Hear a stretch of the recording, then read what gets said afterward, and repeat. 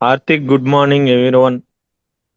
आदमी इतने छोटे छोटे स्टैचू बनाता है जो एक नीडल के छेद से भी बहुत छोटे होते हैं, लेकिन इसे बनाना इतना आसान नहीं है। हार्दिक देखिए गुड मॉर्निंग सर। उसकी दिल की धड़कन से उंगलियों की नसें भी हिलती रहती है। तो जरा गुड मॉर्निंग सर अनिल गाరు यो यो अయ్యయ్యో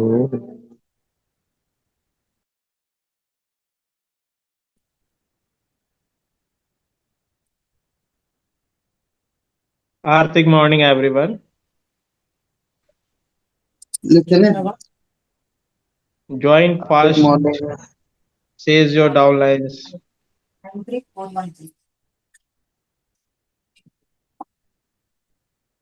सुनाई दे रहे?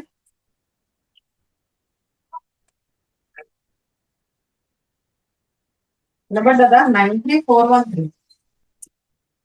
हाँ।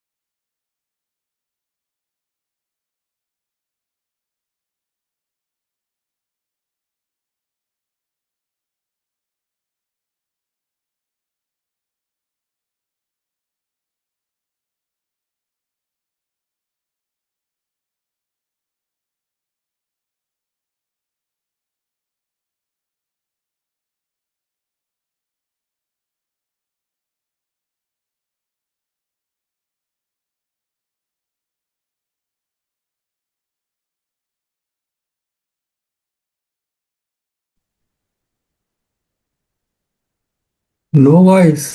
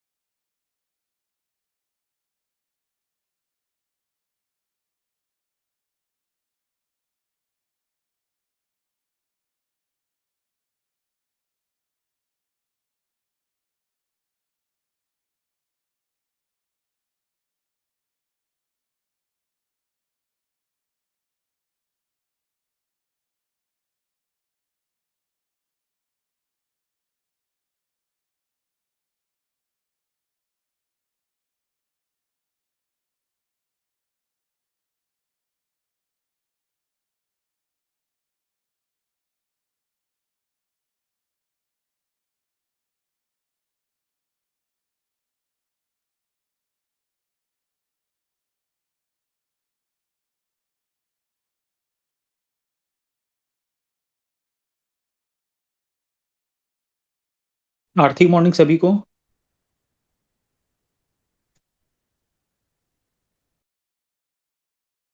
आर्थिक मॉर्निंग। हार्दिक मॉर्निंग। हार्दिक मॉर्निंग सर।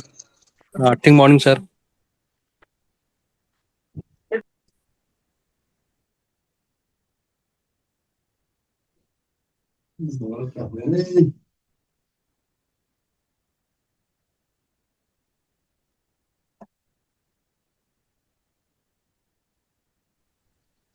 हार्दिक मॉर्निंग सर। आर्थिक मॉर्निंग सर।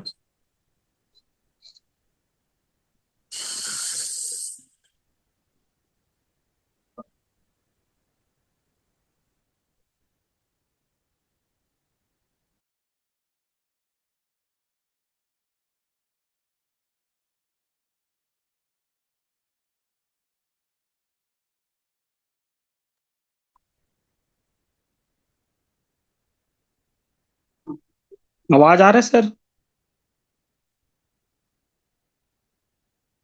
आपका वॉइस नहीं आ रहा है क्या? यस सभी आ को रहा नहीं है। आ रहा है? आ रहा है। आवाज आ रहा है।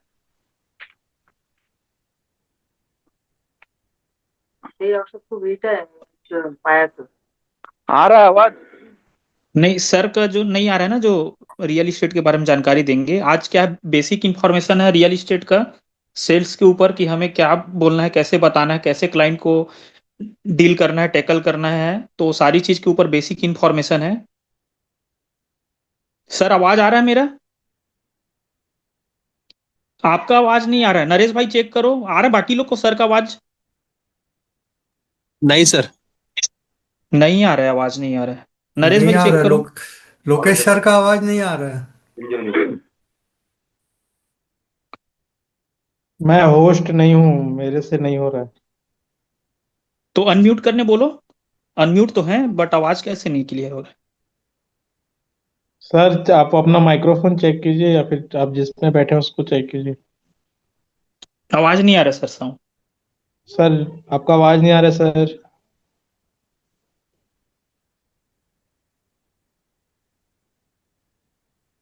चैट भी डिसेबल है क्या? चैट भी नहीं हो रहा है ओपन?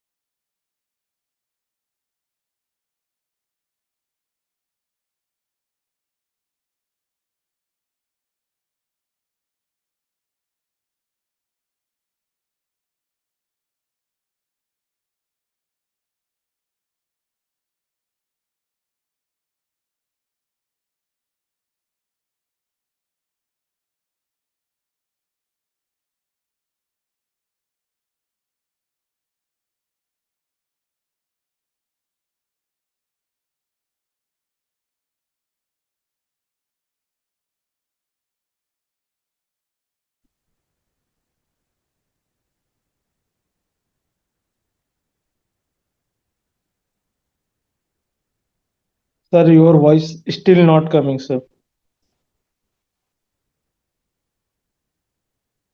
नहीं सर, नहीं आ रही है, आपकी आवाज नहीं आ रही है।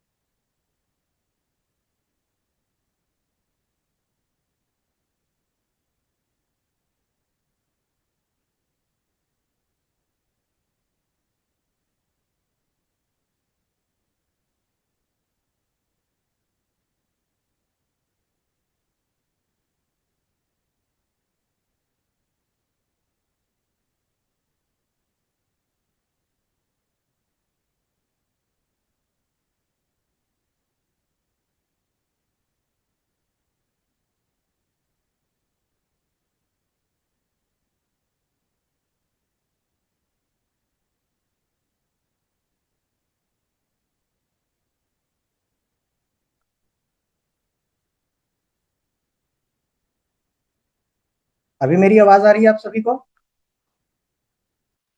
जी सर। अभी आ अभी रही आ है? रही है, क्लियर है। ओके, माफी चाहूंगा इंतजार करने के लिए। अभी और कोई आने वाले हैं मीटिंग में कि स्टार्ट करें? कोई मीटिंग में आने वाले हैं अभी या स्टार्ट करें? नरेश जी, मेरी आवाज आ रही है? आ रही है आ रही है। आ रही सर, आ यस रही। सर, आ रही है, यस क्लियर है सर। ओके, गुड आफ्टरनून आप सभी को। मैं Lokesh Lokesh Dewangan, Kaushal Buildcon real estate company Bhilai से आप सभी का स्वागत करता हूं। हम सब आज बात करेंगे रियल एस्टेट सेल्स के बारे में, रियल एस्टेट मार्केटिंग के बारे में, और रियल एस्टेट में पैसा कैसे कमाएं इस बारे में। ठीक है?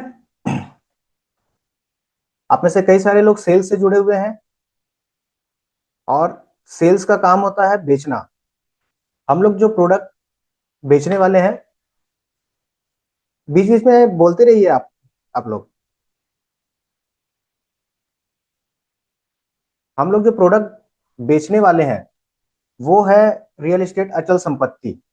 अचल संपत्ति ऐसी चीज है जो आज सभी को जरूरत है। सबसे महंगा ऐसा प्रोडक्ट जो सीमित है, जो ना तो कम हो सकता है ना बढ़ सकता है, जो ना सड़ेगा ना गलेगा। आज हर एक व्यक्ति ये चाहता है कि मेरा एक छोटा सा प्लॉट हो या छोटा सा मकान हो। कोई भी व्यक्ति किराए में नहीं रहना चाहता है। हम जो प्रोडक्ट बेचने वाले हैं अभी, तो उसके लिए हमें सबसे पहले क्या जरूरत पड़ेगा? कस्टमर्स। बेचने वाले हम हैं। मेरी आवाज क्लियर है अभी? नरेश जी, मेरी यस आवाज sir, clear? Yes. Yes sir, yes sir. Clear है सर, क्लियर है सर, आवाज क्लियर है। ओके, तो हम सभी को जो हमारा प्रोडक्ट है वो लाखों में हम लोग डील करते हैं और उसके लिए हमें कस्टमर्स की जरूरत होती है। अब कस्टमर्स तक हमको पहुंचना है। कस्टमर्स तक अगर हमको पहुंचना है तो हमको क्या करना पड़ेगा? मार्केटिंग करना पड़ेगा। मार्केटिंग हम दो तरह से करते हैं, एक ऑनलाइन एक ऑफलाइन। ऑनलाइन मार्केटिंग जो होता है वो इंटरनेट के थ्रू होता है, जैसे कि टीवी हो गया, हमारे बहुत सारे एप्स हैं, OLX, 99 एकड़, हाउसिंग.com, मैजिक ब्रिक्स, इसमें आप ऐड डाल सकते हैं। इसके बाद आप सबसे पहले एक लिस्ट बनाइए। लिस्ट क्या बनाना है? आपके मोबाइल में कॉन्टेक्ट्स कितने हैं, कितने लोग आपका नंबर सेव करके रखे हैं, आपके मोबाइल में कितने नंबर सेव हैं, सबका एक लिस्ट बना लीजिए। चाहे वो कोई भी हो, आपके परिवार में आपके माता पिता हो, आपके हस्बैंड वाइफ हो, भाई हो, भाभी हो, रिलेटिव जो भी हैं, फ्रेंड सर्कल में जो भी हैं, आपके जो भी नेबर्स हैं, कलीग हैं, उनसे आप बिल्कुल संपर्क में रहिए और उन्हें बताइए कि आप क्या कर रहे हैं। आप रियल एस्टेट सेल्समैन हैं, आप रियल एस्टेट सेल्स का काम करते हैं। लिस्ट बनाने के बाद आप सबको ये बताना है कि हम रियल एस्टेट का काम करते हैं। हम सिर्फ जमीन नहीं बेचते, हम लोगों के सपने पूरे करते हैं। हर एक व्यक्ति का सपना होता है कि हम एक छोटा सा प्लॉट ले लें, भले ही 500 स्क्वायर फीट, 800 स्क्वायर फीट या 1000 स्क्वायर फीट का ही क्यों ना हो। तो हमको ऐसे मार्केटिंग करना है। ऑनलाइन ऑफलाइन मार्केटिंग की बात करें तो ऑनलाइन में मैंने बताया, OLX हो गया, 99 एकड़ हो गया, मैजिक ब्रिक्स, इस तरह के कई सारे ऐप्स आते हैं, उनमें आप ऐड डाल सकते हैं। उसके अलावा व्हाट्सअप, फेसबुक, इंस्टाग्राम, यूट्यूब में आप अपनी आईडी बनाइए। बनी हुई होगी सबके पास, नहीं बनी है तो आज ही बनाइए और उसमें पोस्ट करते जाइए।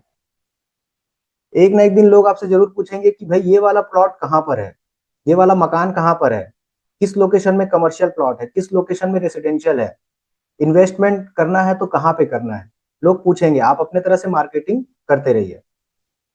ये तो हो गया ऑनलाइन मार्केटिंग। ऑफलाइन मार्केटिंग की अगर बात करें तो ऑफलाइन में हम पॉम्पलेट्स बांट सकते हैं, पेपर ऐड दे सकते हैं, कहीं पे किसी दुकान में बैनर लगवा सकते हैं, लोगों से मिल सकते हैं। 6 फीट के दायरे में 6 फीट के दायरे में आपके आसपास जितने भी लोग हैं वो सबसे पहले आपके कस्टमर्स हैं। अगर आप सेल्स का काम कर रहे हैं तो वो आपका रिलेटिव, आपका नेबर, आपके दोस्त बाद में है, पहले वो आपका कस्टमर है। जैसे कि कई लोग जो भी प्रोडक्ट बेचते हैं सबसे पहले अपने फैमिली मेंबर्स को, अपने दोस्तों को, अपने पड़ोसियों को बताते हैं, वैसे ही आप लोग रियल एस्टेट में भी ऐसे ही मार्केट कर सकते हैं। अब मार्केटिंग तो आप लोगों को करना है, लेकिन मार्केटिंग करने के साथ साथ आप लोगों को कुछ बेसिक चीजें हैं वो जाननी बहुत जरूरी है। कस्टमर को 3 सवाल करने हैं अगर वो इंटरेस्टेड है तो। सबसे पहला साइज, किस साइज का वो प्लॉट लेना चाह रहे हैं, कितना बड़ा कितना छोटा प्लॉट लेना चाह रहे हैं। उसके बाद लोकेशन, किस लोकेशन में वो प्लॉट लेना चाह रहे हैं, कोई दुर्ग में लेना चाह रहे हैं, कोई भिलाई में लेना चाह रहे हैं, कोई कुम्हारी में लेना चाह रहे हैं, कोई चरोदा में लेना चाह रहे हैं, कोई नांदगांव में, या फिर छत्तीसगढ़ या छत्तीसगढ़ के बाहर कहीं पे भी वो प्लॉट लेना चाह रहे हैं, तो वो पता होना बहुत जरूरी है। कोई व्यक्ति रायपुर में प्लॉट सर्च कर रहा है और उसे हम राजनांदगांव के बारे में बताएंगे तो शायद वो हमसे ना ले। तो साइज के बाद हमको लोकेशन बिल्कुल पूछना है कस्टमर से। उसके बाद उसका बजट, वो कितना इन्वेस्ट कर सकता है। आपको सीधा पूछना है कि सर या मैम आप कितना इन्वेस्ट कर सकते हैं, 4 लाख, 5 लाख, 10 लाख, 20 लाख, 50 लाख या उससे ऊपर। करोड़ों में भी प्रॉपर्टी की डील होती है। तो ये 3 चीज, बेसिक चीजें तो आपको पूछना ही पूछना है, साइज, लोकेशन और बजट। चौथा एक एडिशनल रहता है पर्पस, उद्देश्य, किस उद्देश्य से वो प्रॉपर्टी लेना चाह रहे हैं। उनके पास कहीं LIC का मैच्योरिटी का पैसा आया है, किसी और FD जो ब्रेक होता है या फिर FD की मैच्योरिटी होती है वो पैसा आया है, या कहीं और तरीके से पैसा आया, रिटायरमेंट का पैसा आया है।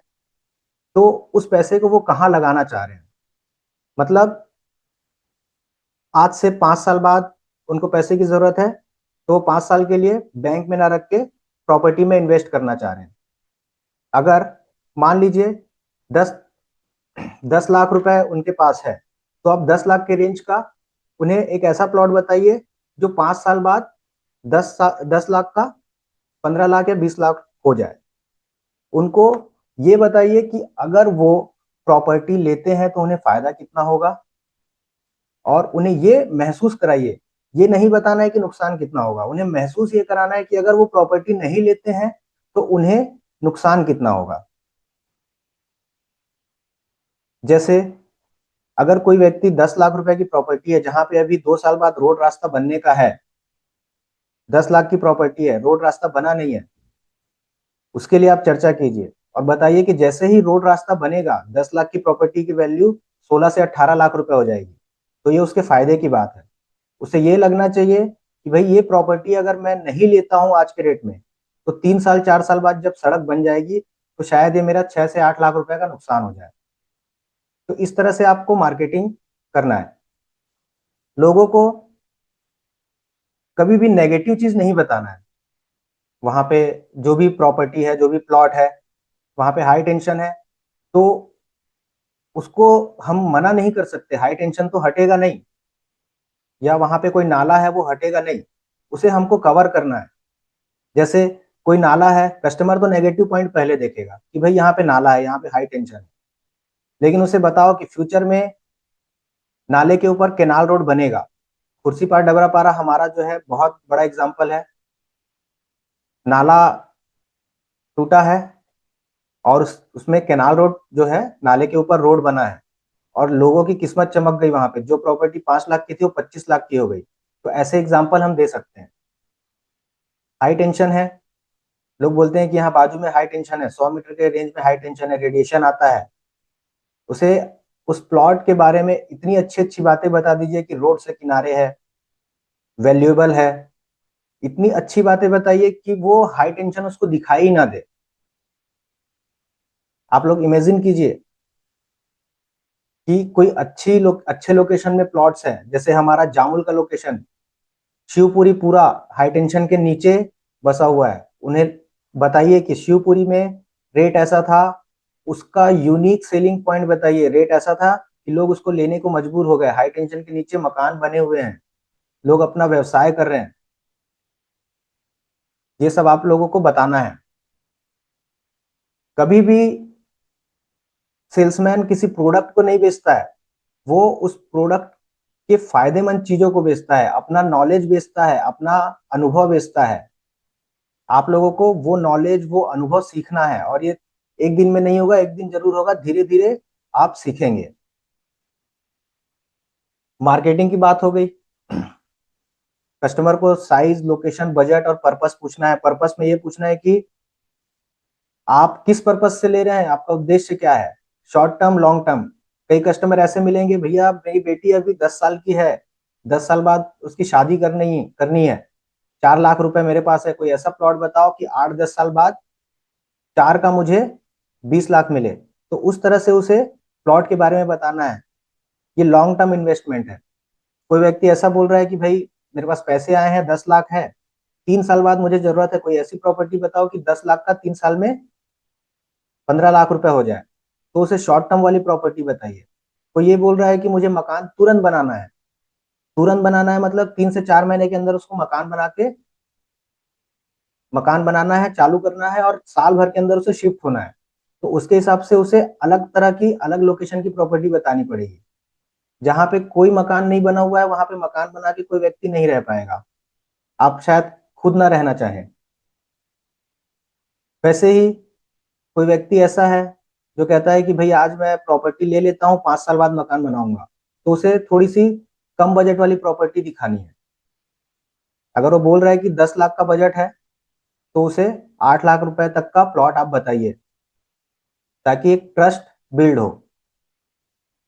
आप सेल्समैन है, दुनिया का ऐसा सेल्समैन आप बनिए कि कोई व्यक्ति अगर आपसे कोई प्रोडक्ट लेता है तो आपके अलावा किसी और से ना ले, चाहे वो रियल एस्टेट, अचल संपत्ति हो, चाहे कोई और चीज हो। अभी मार्केटिंग के बारे में हमने बात किया। मार्केटिंग में कुछ डाउट है किसी को, कुछ और फिल्टर करना चाहते हैं? किसी को कोई डाउट नहीं है?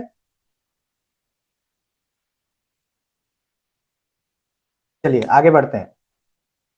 रियल एस्टेट में मार्केटिंग बहुत इंपॉर्टेंट है, और हमें लास्ट जो होता है वो सेल, क्लोजिंग। आपको मार्केटिंग और सेल्स में फर्क पता होना चाहिए, बहुत जरूरी है। मार्केटिंग का मतलब होता है कि हम किसी प्रोडक्ट को लोगों तक पहुंचा रहे हैं, डिजिटल, ऑनलाइन या फिर ऑफलाइन। कैडबरी एक कंपनी है, अपने 2 रुपए के इक्लियर के मार्केटिंग के लिए करोड़ों रुपए खर्च करती है, क्योंकि उसे पता है कि जब तक मैं लोगों को नहीं बताऊंगा कि मेरे पास 2 रुपए की ये टॉफी है, कैंडी है, चॉकलेट है, तब तक लोग उसे खरीदेंगे नहीं। 2 करोड़, 10 करोड़, 20 करोड़ रुपए वो खर्च कर देता है दो रुपए के चॉकलेट के एडवर्टाइजमेंट में। तो ये होता है मार्केटिंग। और सेल्स क्या होता है? किसी प्रोडक्ट को किसी व्यक्ति को बेचना, उसे उसकी जरूरत महसूस कराना, वो होता है सेल्स। हम खाना खाते हैं, दाल चावल खाएंगे तो हमारा पेट भर जाएगा, लेकिन साथ में हम अचार, पापड़, सलाद भी खाते हैं, 2 सब्जी अलग से रखते हैं, उसकी जरूरत नहीं पड़ती, लेकिन माहौल ऐसा हो गया है कि हमें उसकी जरूरत पड़ने लगी है, माहौल ऐसा बन गया है। रियल एस्टेट में कोई व्यक्ति ऐसा है जो बोल रहा है कि भाई 10 लाख रुपए मेरे पास है, मैं सोना खरीद के डाल देता हूँ, बहुत बढ़ रहा है रेट। आप उसे बताइए कि सोने में इन्वेस्ट करना बेवकूफी है, आप जमीन खरीदिए, क्योंकि आपके पास सिर्फ जमीन अवेलेबल है। मैं हमेशा लोगों को बोलता हूं कि अपने कमाई, अपने मेहनत की कमाई के लिए काम करो। अगर आप अपने दोस्त को ये बोलोगे 10 लाख रुपए का आप सोना ले लो, तो आपको शायद कोई कमाई ना हो। लेकिन अगर आप रियल एस्टेट का बिजनेस कर रहे हो और आपका कोई दोस्त आपसे पूछ रहा है कि मैं 10 लाख रुपए कहाँ लगाऊं, तो आपके पास जो प्रोडक्ट है, जो आप बेचते हैं, आप उसके बारे में ही बताइए। बोल दीजिए कि भैया 10 लाख रुपए इस जगह पे इन्वेस्ट कर दो 5 साल के लिए, 10 लाख का 20 लाख बनेगा। और ऐसा होता भी है। प्रॉपर्टी की वैल्यू कभी कम नहीं होती, वो हमेशा बढ़ती है। 10 लाख रुपए का प्लॉट है, 5 साल बाद वो 15 लाख का होना ही है। ना तो वो सड़ेगा, ना तो गलेगा, ना कम होगा, ना ज्यादा। इसलिए रियल एस्टेट मार्केट सबसे बड़ा मार्केट है। बिल्कुल आप अपने कस्टमर्स जो हैं, सबसे पहले कस्टमर्स हैं। मैं हमेशा बोलता हूँ रिलेशनशिप बाद में है, चाहे फ्रेंड हो, चाहे आपके पड़ोसी हो, चाहे किसी दूर के रिश्तेदार हो, वो सबसे पहले आपके कस्टमर हैं। आपको अपने कमीशन, अपने कमाई के लिए काम करना है। सेल्स की बात हो गई। उसके बाद हम लोग बात करते हैं टीम वर्क। टीम वर्क बहुत इंपॉर्टेंट है। मैं अकेले ज्यादा दूर तक ना दौड़ पाऊं, ज्यादा दूर तक अकेले ना चल पाऊं, थक जाऊंगा। आप भी शायद वैसा ही महसूस करें। लेकिन जब आपके साथ दो आपके दोस्त होते हैं, जब आपके साथ दो और लोग होते हैं, तो बातचीत करते करते, एक दूसरे की बातें सुनते, एक दूसरे को अपनी बातें बताते, हम 10 किलोमीटर भी चल लेंगे, हमें पता नहीं चलेगा। ये होता है टीम वर्क। कभी कभी ऐसा होता है कि हम हमारे पास प्रोडक्ट तो है, लेकिन सही व्यक्ति के पास नहीं पहुंच पा रहे हैं। मान लीजिए आपका नाम नरेश पंडित है, आपके कोई दोस्त हैं मनीष कुमार, उनके जीजा जी को प्लॉट चाहिए। उनका नाम है योगेंद्र कुमार, मनीष के जीजा योगेंद्र हैं। आप योगेंद्र जी तक पहुंच ही नहीं पा रहे हैं, आप मनीष तक पहुंचे हैं। आप मनीष को बताइए कि भाई मेरे पास ये प्रोडक्ट है, ये बेचना है तुमको, इतना इतना फायदा होगा। तो वो अपने फायदे के लिए अपने जीजा जी को बताएगा, योगेंद्र कुमार को, कि यहाँ पे ये प्लॉट है, ये प्रोजेक्ट है, इतनी बड़ी जमीन है, ये ले लीजिए। ये होता है टीम वर्क। हो सकता है मनीष और दो चार लोगों को साथ में लेके आए। तो जितना बड़ा आपका दायरा होगा, जितना बड़ा आपका युद्ध का मैदान होगा, उतने ज्यादा आपके सैनिक होंगे और उतने ज्यादा आप कस्टमर्स को डील कर पाएंगे। ये होता है टीम वर्क। टीम वर्क एक दिवाली का जो झालर होता है, जो हम सब अपने घर में लगाते हैं, उस तरह से काम करता है। एक नहीं जल रहा है तो बाकी हमारा घर उजाले से भर देते हैं। इस तरह से हमको काम करना है।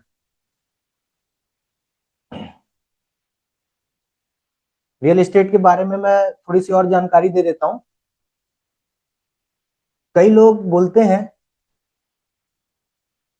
चालू भाषा में बोल देते हैं ये दलाल है। अगर कोई रियल एस्टेट का काम करता होगा तो आप लोगों ने ये चीज फेस किया होगा, मैंने पर्सनली किया है। मेरे परिवार वाले, मेरे दोस्त, जब मैं शुरू में था इस काम में, जब शुरू किया, तो मेरे दोस्त मेरा नाम, मुझे घर में गोलू बोलते हैं, गोलू के नाम से सेव करके रखे थे अपने फोन में, कुछ लोकेश के नाम पे। मेरे कुछ दोस्त हैं, वो जब मैं जमीन का काम चालू किया तो वो दलाल के नाम से सेव कर लिए, और मुझे चिढ़ाते थे कि दलाल आ गया, दलाल आ गया। लेकिन इस चीज को मैंने कभी नेगेटिव नहीं लिया। दलाल शब्द भले सुनने में हमें थोड़ा सा अलग लगता है, लेकिन इस चीज को मैंने अपना हथियार बनाया।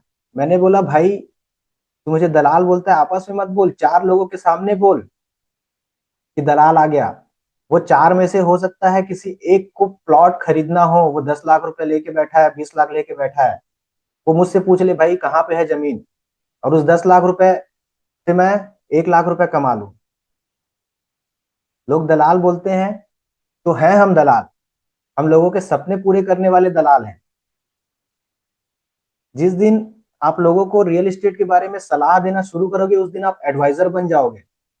जिस दिन आप अपने अंडर चार लोगों को काम करवाओगे, उस दिन आप टीम लीडर बन जाओगे। और आपके अंडर के चार लोग जब और 16 लोगों से काम करवाएंगे, तो आप हेड बन जाओगे। इस तरह से आपको काम करना है। ये होता है टीम वर्क। वैसे ही दलाल पे था मैं। अगर कोई बोलता है तो बिल्कुल एक्सेप्ट करो, हाँ मैं दलाल हूँ। सुनने में थोड़ा अलग जरूर लगेगा, लेकिन आप एक्सेप्ट करो।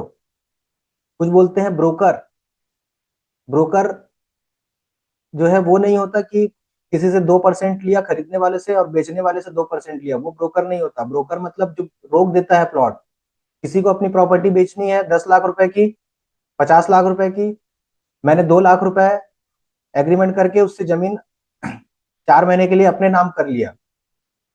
मैंने उस जमीन को बेचने से रोक दिया कि 4 महीने तक तो भैया मैं ही बेचूंगा। वो होता है ब्रोकर, जो कमीशन से काम करता है कि भैया 3% 4% तुम देना बेचने वाला, और 3% 4% तुम देना खरीदने वाला। वो होता है दलाल। लेकिन हम जो काम करते हैं, हम प्रोफेशनली काम करते हैं। हम लोग जो नॉलेज हम लोगों को जो होता है, वो शायद दलाल्स को नहीं होता, क्योंकि उन्हें सिर्फ वो 2% 3% ही दिखता है। वो प्रोफेशनली काम नहीं कर पाते। मैंने जब पहली बार अपना प्रोडक्ट बेचा, खुर्सीपार डबरापारा में हमारा एक प्रोजेक्ट है, उसमें कुछ प्लॉट बचे हुए हैं। मैंने सबसे पहले अपने परिवार वालों को बेचा। मेरे परिवार वालों भी मुझे बोलने लगे दलाल है, लेकिन मैंने 70 से 75 हजार रुपए कमाए थे सिर्फ एक प्लॉट बेच के। 3 महीने बाद रजिस्ट्री हुई, 70 से 75 हजार रुपए, कुछ 73 हजार कुछ रुपए मुझे मिले थे। तो अगर कोई दलाल बोलता है तो हम है दलाल, कोई ब्रोकर बोलता है तो हम है ब्रोकर।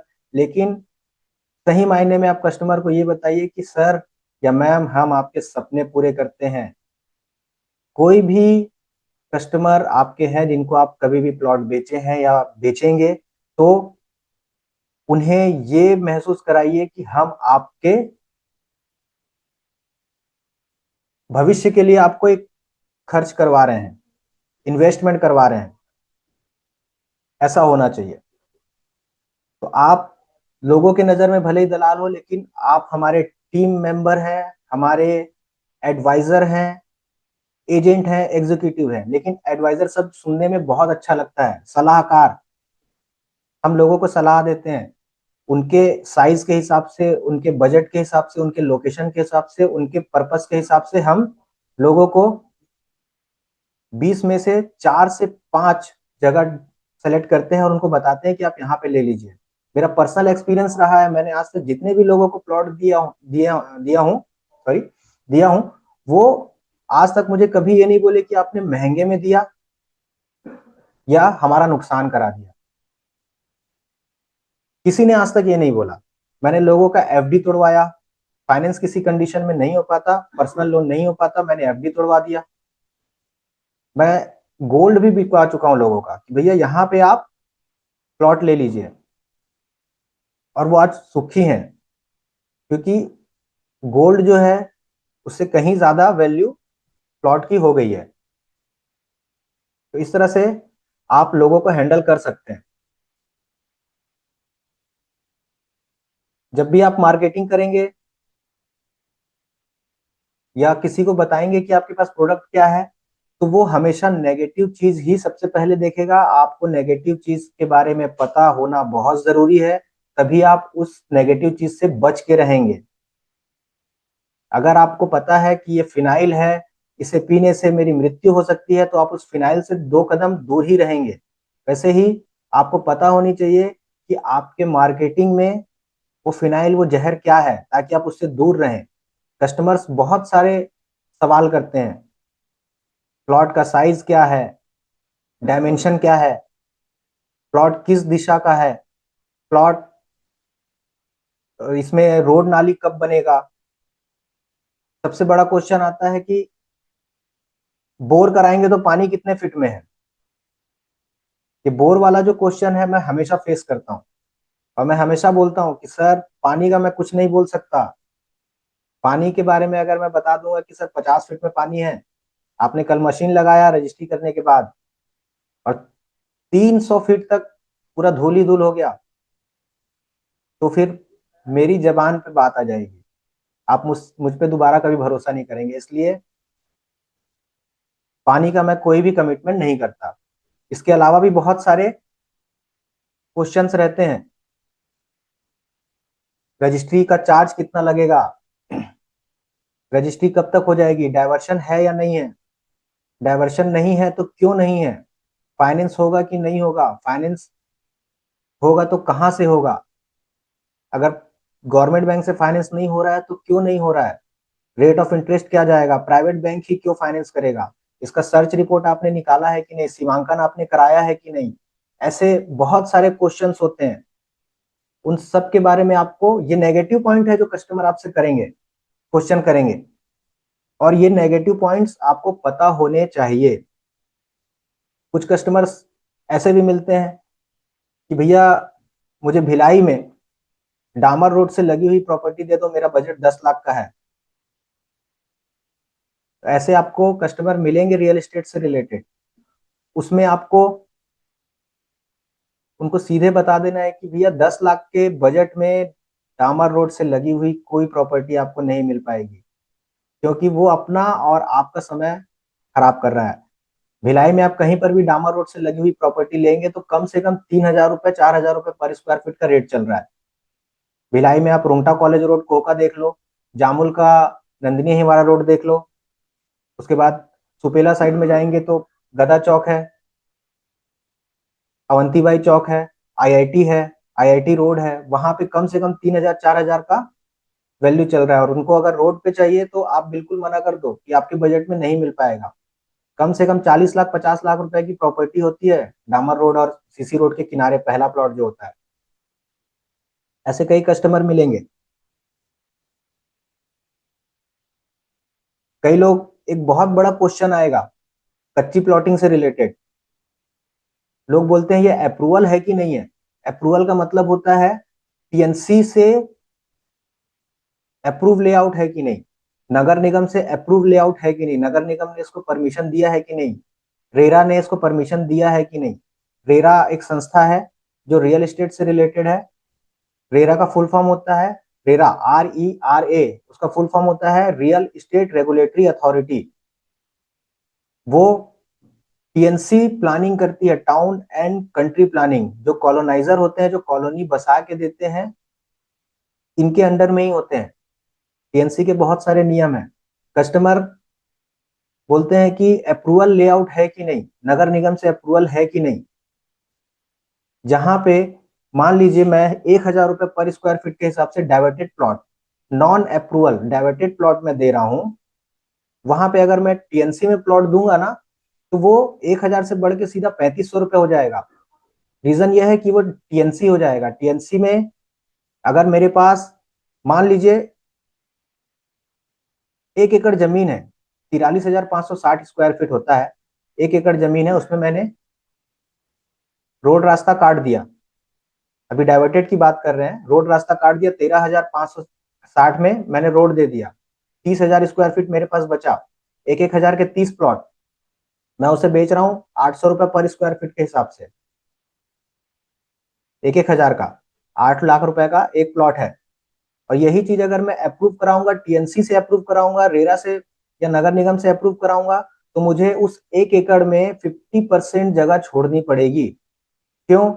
मुझे रोड देना है, मुझे नाली बना के देना है, मुझे गार्डन देना है, मुझे एक ऑफिस बनाना है, मुझे क्लब हाउस बनाना है, मुझे मंदिर बनाना है, मुझे गार्ड की व्यवस्था करनी है। ऐसे करके 50% जमीन मुझे छोड़नी पड़ेगी। और अप्रूव कराने का खर्चा अलग। अगर वहां पे 1,000 स्क्वायर फीट के हिसाब से अलग अलग प्लॉट कटे हुए हैं तो उस 1,000 को मैं बाद में अप्रूव होने के बाद 1,200 स्क्वायर फीट नहीं कर पाऊंगा। किसी कस्टमर को 1,500 स्क्वायर फीट चाहिए तो नहीं दे पाऊंगा। 1,000 स्क्वायर फीट लो या सीधा 2,000 स्क्वायर फीट लो।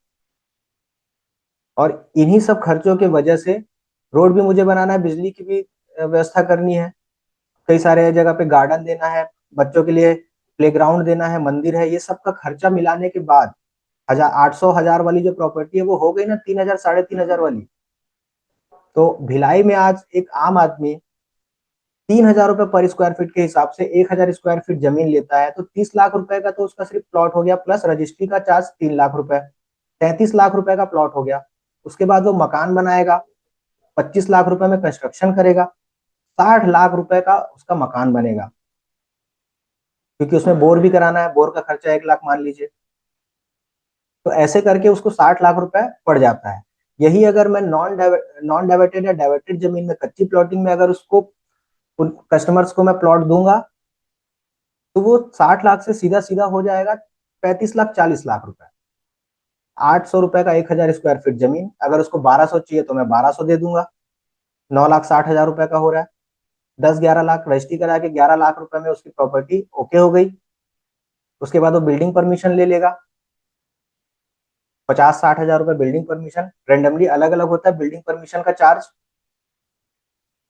बोर कराएगा, लाख रुपए हम एवरेज लेते हैं बोर का, लगभग 11-12 12.5 लाख हो गया। 1500-1600 रुपए पर स्क्वायर फीट के हिसाब से वो 800 में कंस्ट्रक्शन कराएगा, 20-22 लाख रुपए हो गया। नीचे 1 BHK बन गया, ऊपर 2 रूम और बना देगा, तो ऐसे करके उसको 30 लाख रुपए तक में उसका मकान रेडी हो गया, 50% कम कॉस्ट में TNC के अगेंस्ट। तो ऐसे कस्टमर आपको मिलेंगे। कई कस्टमर फाइनेंस से रिलेटेड ऐसे भी बात करते हैं जो बोलेंगे SBI से मुझे फाइनेंस कराना है। ये 100% मैं गारंटी दे रहा हूँ कस्टमर आपको मिलेंगे। SBI से फाइनेंस क्यों नहीं हो रहा है, यूको से फाइनेंस क्यों नहीं हो रहा है? SBI डाइवर्टेड प्लॉट में फाइनेंस नहीं करती है, उसका भी कंडीशन है, किसी किसी कंडीशन में करती है, लेकिन अगर डाइवर्टेड प्लॉट है तो SBI फाइनेंस उसमें नहीं करेगी, वो सिर्फ अप्रूव प्लानिंग में ही फाइनेंस करेगी, जैसे कि TNC, रेरा या फिर नगर निगम अप्रूव है तो। अब इसके बाद रजिस्ट्री, कस्टमर पूछते हैं रजिस्ट्री में कितना खर्चा आ जाएगा। रजिस्ट्री का एक अलग टॉपिक रहता है, अलग एक लेसन है उसका, मैं बेसिक कुछ कुछ बता देता हूं। अगर कोई व्यक्ति 1000 स्क्वायर फीट प्लॉट ले रहा है, 10 लाख रुपए उसकी वैल्यू है, तो लेडीज के नाम पे अगर वो रजिस्ट्री करा रहा है, किसी महिला के नाम पे रजिस्ट्री करा रहा है, तो 10 लाख रुपए का 5.48%, 5.48% जो है उसका स्टाम्प लगेगा, और टोटल 10 लाख रुपए का अगर प्लॉट है तो उसका 4% रसीद, मतलब 10 लाख रुपए की प्रॉपर्टी में 9.48% उसको रसीद और स्टाम्प का खर्चा आएगा। यही अगर महिला के जगह पे अगर किसी पुरुष, किसी आदमी के नाम से रजिस्ट्री होता है तो उसमें 6.6%, 6.6% स्टाम्प लगेगा और 4% रसीद लगेगा, टोटल 10.6% उसको रजिस्ट्री का खर्चा आएगा। इन खर्चों के अलावा कुछ एडिशनल चार्जेस भी रहते हैं, जैसे स्टाम्प वेंडर का खर्चा, आपका नोटरी कराने का खर्चा, आपका B1 P2 वगैरह जो निकालने का खर्चा है, वो सारे खर्चे एडिशनल लगते हैं, वो अलग अलग होते हैं। तो रजिस्ट्री चार्ज निकालने के लिए आप लोगों को टोटल वैल्यू का, अगर महिला के नाम से रजिस्ट्री है तो 9.48%, और जेंट्स के नाम पे रजिस्ट्री है, पुरुष के नाम पे रजिस्ट्री है तो 10.6%, ये निकालना है। अब सबसे पहले हम अब इसके आगे बात करते हैं वैल्यू। अगर आप किसी कस्टमर को ये बता रहे हैं कि 10 लाख रुपए का प्लॉट है, 1000 रुपए पर स्क्वायर फीट का प्लॉट है, 1000 का साइज है, तो टोटल वैल्यू हो गया 10 लाख रुपए, ठीक है। 1000 रुपए 1 स्क्वायर फीट का और टोटल साइज है 1000, तो टोटल वैल्यू हो गया 10 लाख रुपए। अब कस्टमर ने देखा, पसंद आ गया, फिर इसमें सबसे बड़ी प्रॉब्लम आती है वैल्यू, प्राइस। कस्टमर का पहला क्वेश्चन रहेगा पसंद आने के बाद, कितना कम करेंगे, डिस्काउंट कितना होगा। आप जितना अच्छा प्रेजेंटेशन देंगे, जितनी अच्छी बातें प्लॉट के बारे में बताएंगे, ये बताएंगे कि 3 साल पहले उस प्लॉट की वैल्यू 500 रुपए थी और आज 3 साल बाद प्लॉट 1000 रुपए पर स्क्वायर फीट में हम बेच रहे हैं, मतलब 3 साल में डबल। तो आने वाले 3 साल में और 1500, 1700, 1800 रुपए तक जा सकता है, तो शायद वो डिस्काउंट ज्यादा ना मांगे, क्योंकि उसे डर है कि अगर ये प्लॉट में नहीं लूंगा तो 3 साल बाद मुझे नुकसान हो सकता है। अप्रत्यक्ष रूप से उसे नुकसान हो सकता है अगर वो प्लॉट नहीं लेगा तो। पसंद कराना एक सेल्समैन की जवाबदारी होती है। रेट डिस्काउंट का बात आएगा तो कभी भी फोन पे कोई भी रेट का डिस्काउंट नहीं करना, कोई भी सेल्समैन फोन पे रेट डिस्काउंट नहीं करेगा, ये एक अच्छे सेल्समैन की निशानी होती है। आप उन्हें किसी जगह पे बुलाइए, ऑफिस बुलाइए, उनसे बात कीजिए, उनसे चर्चा कीजिए कि सर रेट क्यों कम करना चाह रहे हैं आप। हो सकता है वो बोलेगा महंगा है, आप उन्हें बोलिए कि सर महंगा नहीं है, मैम महंगा नहीं है, ये आपके कंफर्ट जोन में नहीं आ पा रही है। प्रॉपर्टी की वैल्यू स्टेबल है, ना तो वो सस्ती होती है ना महंगी होती है। ये मार्केट वैल्यू का खेल है जो हम डिसाइड करते हैं, बेचने वाले और खरीदने वाले। अगर उस व्यक्ति को प्लॉट पसंद है तो वो 1000 में भी लेगा, नहीं पसंद है तो वो आपको सीधा 800 रुपए का रेट दे देगा, लेकिन उस रेट में हम नहीं दे पाएंगे क्योंकि हमारा कॉस्ट उससे कहीं ज्यादा है, हमें अपना इनकम भी निकालना है। अगर उसको प्रॉपर्टी पसंद है, आपने बहुत अच्छा प्रेजेंटेशन दिया है, तो वो 1000 स्क्वायर फीट के प्लॉट को ज्यादा से ज्यादा 15 रुपए, 20 रुपए, 25 रुपए कम कराएगा और वहां पे वो क्लोजिंग कर देगा क्योंकि उसे नीड है, उसे जरूरत है। बहुत अच्छे लोकेशन पे अगर प्लॉट है और आपने उसका प्रेजेंटेशन अच्छे से नहीं दिया है, नेशनल हाईवे के किनारे प्लॉट है, आपने अच्छे से बताया नहीं, अच्छे से जानकारी नहीं दी, 5 किलोमीटर के रेंज में क्या क्या है, पेट्रोल पंप कितना दूर है, school, college, railway station, bus stand, taxi कहाँ पे मिलेगा, डेली नीड्स की चीजें, हॉस्पिटल्स, ये सारे कितने दूरी में है जहाँ पे वो प्लॉट ले रहा है, वो अगर नहीं बताया अच्छे से आपने, तो वो शायद नेशनल हाईवे के किनारे भी आपसे प्लॉट ना ले। वही अगर शहर के बाहर भी अगर आपको प्लॉट बेचना है, आपने सारी अच्छी चीजें बता दी कि 2 किलोमीटर के रेंज में सारी चीजें हैं, स्कूल है, कॉलेज है, पेट्रोल पंप है, डेली नीड्स की चीजें जैसे दूध, किराना और सब्जी, ये सारे आपको 500 मीटर के वॉकिंग डिस्टेंस में मिल जाएंगे। आप घर में नहीं है सर, आपके घर की महिलाएं भी वहां जाके वो सामान खरीद सकती हैं, आधा किलोमीटर कोई भी पैदल चल लेता है।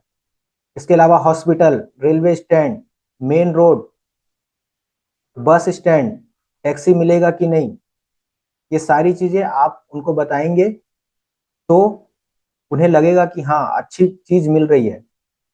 अगर किसी कस्टमर को ये लगता है कि ये प्रॉपर्टी महंगी है, तो उन्हें सीधा बोलिए कि ये प्लॉट महंगा नहीं है सर, आपको सस्ता चाहिए।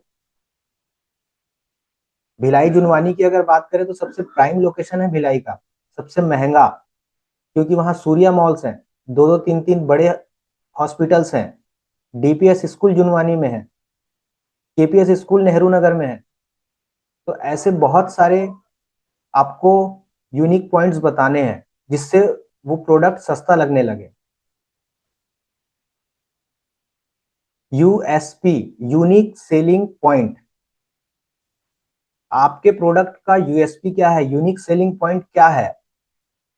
माइक्रोमैक्स का मोबाइल 10,000 का मिलता है, आईफोन 1.5 लाख का मिलता है, 1,40,000 का फर्क क्यों है। डिस्प्ले माइक्रोमैक्स में भी है, आईफोन में भी है, कैमरा आईफोन में भी है, माइक्रोमैक्स में भी है, 256 GB माइक्रोमैक्स में भी है, आईफोन में भी है। लेकिन क्या है जो आईफोन को इतना महंगा बनाता है, 1,40,000 रुपए जो है वो क्यों एक्स्ट्रा दें, 15 मोबाइल माइक्रोमैक्स के क्यों ना ले लें। लेकिन आईफोन की क्वालिटी अलग होती है, उसका यूनिक पॉइंट अलग होता है, उसकी डिस्प्ले की क्वालिटी अलग होती है, वो समझ लीजिए पूरा का पूरा प्रोडक्ट अलग है।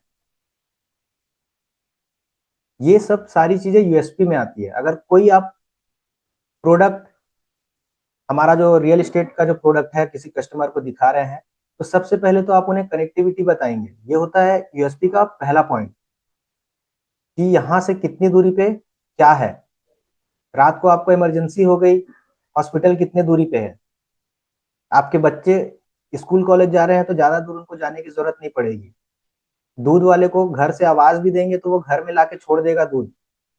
सब्जी वाला आपके घर के किनारे आएगा, किराने की दुकान भले ही 3 दिन में एक बार जाना पड़ता हो, लेकिन 100 मीटर में किराने की दुकान है। ये सारी चीजें अगर आप बताएंगे तो ये ज्यादा चांसेस होते हैं कि लोगों को प्रॉपर्टी पसंद आए। इन्वेस्टमेंट भी करना है तो लोग आजकल, कई कस्टमर्स ऐसे मिलते हैं जो वेल डेवलप्ड एरिया जो होता है, जहाँ पे रोड, नाली, बिजली, लोग बस गए हैं, वहां पे इन्वेस्टमेंट करना चाहते हैं।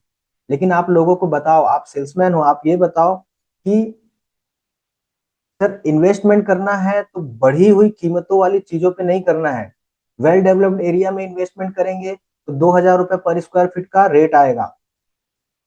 लेकिन 2,000 रुपए पर स्क्वायर फीट के हिसाब से इन्वेस्टमेंट करने के बाद 5 साल बाद वो सिर्फ 3,000 रुपए पर स्क्वायर फीट करा जाएगा। मतलब 5 साल में 50% ग्रोथ।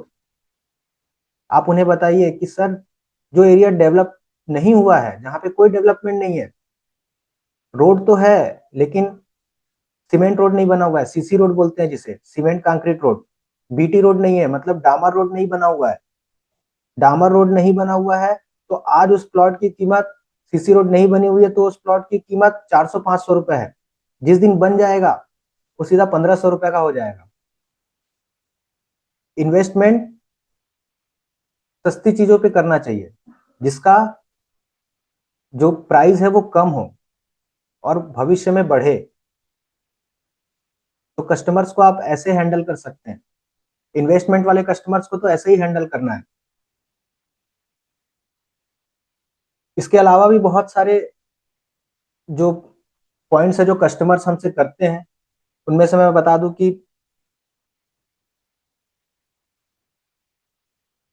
अगर पसंद आ जाता है, वो बुकिंग कराना चाह रहे हैं, तो एक क्वेश्चन और आता है कस्टमर के तरफ से कि रजिस्ट्री के लिए कितना समय देंगे, क्योंकि फाइनल प्रोसेस जो होता है वो रजिस्ट्री का होता है।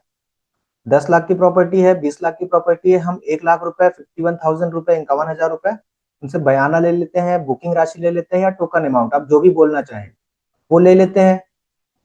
अब कस्टमर का कहना यह है कि भाई 3 महीने बाद मेरा कहीं से पैसा आने वाला है, मैं लोन नहीं लेना चाहता।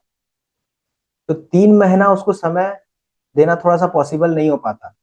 आप ये कोशिश करिए कि 1 महीने में उनको क्लोज करना है। 51,000 रुपए दे के हम 30 लाख रुपए, 20 लाख रुपए की प्रॉपर्टी को 3 महीने के लिए होल्ड नहीं कर सकते। किसी कारण से वो नहीं लेना चाहता, 3 महीने बाद 51,000 दे दिया, हमने प्रॉपर्टी बुक कर दी, 3 महीने बाद वो बोल रहा है कि भाई मेरे पास अब पैसे की व्यवस्था नहीं हो पा रही है, मैं नहीं लेना चाह रहा हूँ, अब नहीं ले पाऊंगा, ना तो मैं लोन करा सकता हूँ, कंडीशन कुछ भी हो सकता है। तो उस कंडीशन में आपको यही बोलना है कि सर हम ज्यादा समय नहीं दे पाएंगे। कुछ भी हो सकता है, फाइनेंशियल प्रॉब्लम किसी को भी आ सकती है। हो सकता है कि प्लॉट बुक करने के बाद उसे कोई नुकसान हुआ हो, कोई मेडिकल इशू आ गया हो या कुछ और परेशानी हो गई, उसके नाम से लोन नहीं हो रहा है। तो 3 महीने के लिए हम 51,000 रुपए या 1 लाख रुपए में 30 लाख की प्रॉपर्टी होल्ड नहीं कर सकते हैं, क्योंकि उनके चक्कर में दूसरे जो कस्टमर, जो हमारे पास कैश के कस्टमर हैं, वो छूट जाएंगे। जो हमसे वो प्लॉट लेने वाला है, भाई अब तो बुक हो गया, उसको तो नहीं दे पाएंगे, क्योंकि 51,000 रुपए, 1 लाख रुपए दे के हमने उसको बंधन में बांध दिया है, हम खुद बंधन में बंध गए कि अब दूसरे को नहीं दे पाएंगे। तो मैक्स टू मैक्स 1 महीने का समय दीजिए। अगर वो बोलता है कि मुझे फाइनेंस कराना है, तो ठीक है, कस्टमर से आप 51,000 रुपए, 1 लाख रुपए लीजिए, उनके सारे डॉक्यूमेंट लीजिए और बैंक में फाइनेंस के लिए लगाइए। 15 से 20 दिन में फाइनेंस ओके हो जाता है। किसी का अगर सिविल का इशू है तो पहले फाइनेंस क्लियर करा लीजिए, किसी डीएसए से मिल लीजिए, या फिर कोई अगर लोन का काम करता है तो उनसे आप बात कीजिए कि भाई इसका फाइनेंस हो पाएगा कि नहीं। इतने 15 लाख रुपए की प्रॉपर्टी है, 5 लाख रुपए डाउन पेमेंट देगा, 10 लाख फाइनेंस होगा, हो पाएगा कि नहीं।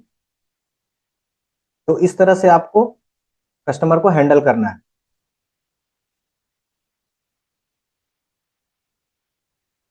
जब भी आप किसी कस्टमर से मिलेंगे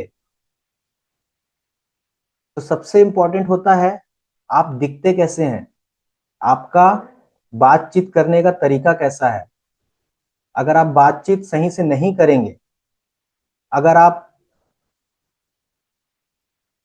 कपड़े अच्छे नहीं पहनते हैं, जूते आपके साफ नहीं है, आप पुराने जूते पहनते हैं, कोई इशू नहीं है, आपके जूते साफ होने चाहिए।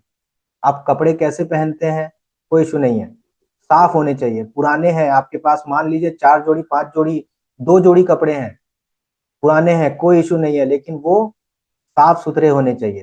क्योंकि सबसे पहले, प्रोडक्ट से पहले सेल्समैन खुद बिकता है। आप खुद ही सोचिए, कोई बहुत गंदा मटमैला सा कपड़ा पहन के आ रहा है और आप ही को वो बोल रहा है कि भैया 10 लाख रुपए की प्लॉट, 10 लाख रुपए का प्लॉट है, कि आप लेना पसंद करेंगे, तो शायद आप में से कोई भी उसे डील नहीं करना चाहेगा, क्योंकि वो खुद अच्छा नहीं दिख रहा है।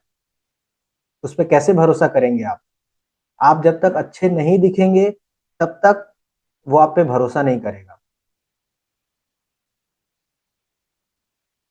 अपना जो है ट्रस्ट बिल्ड करो। कस्टमर्स को ये बताओ कि आपका मैं आपकी जो प्रॉब्लम्स है वो सॉल्व करूंगा। आपका जो भी बजट है उसमें मैं आपको अच्छे से अच्छी प्रॉपर्टी दूंगा। आपके बातचीत करने का तरीका, कपड़े पहनने का तरीका बिल्कुल मैच होना चाहिए।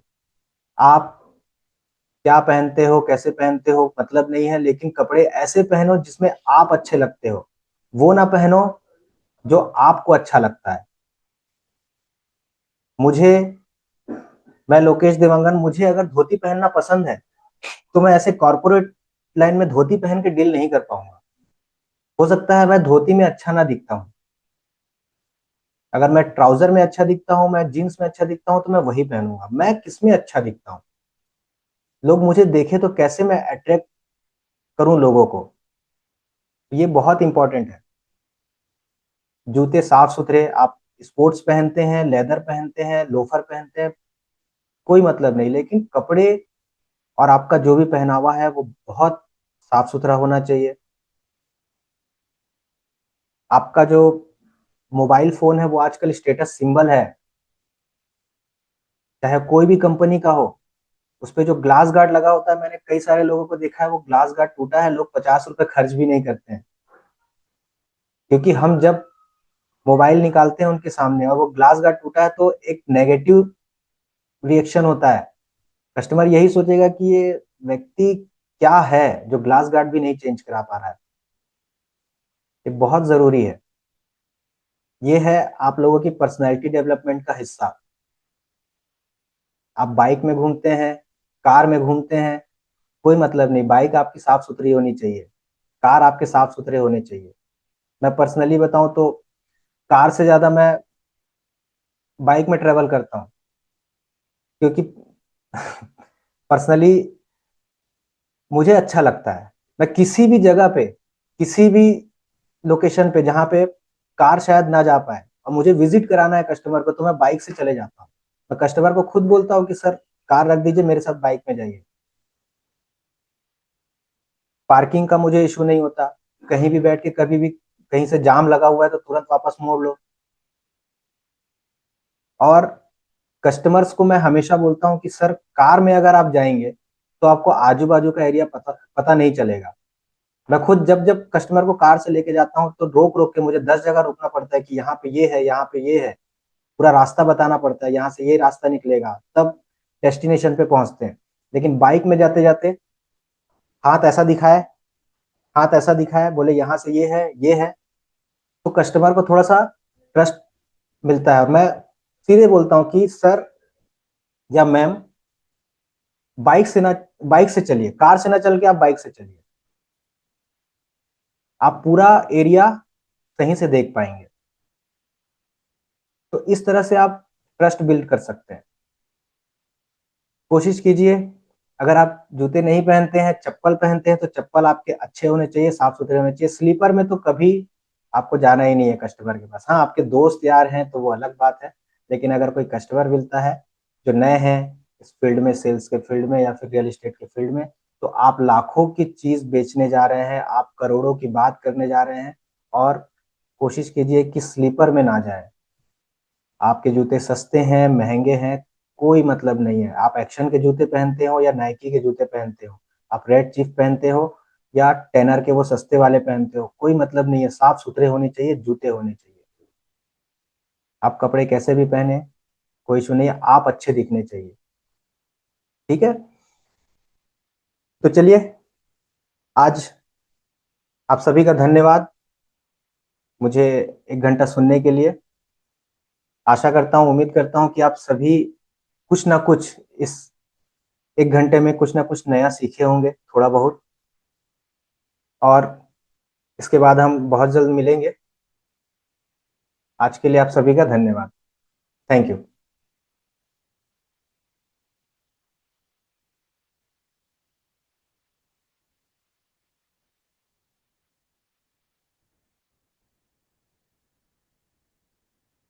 नहीं, लीव नहीं किया, वीडियो बंद।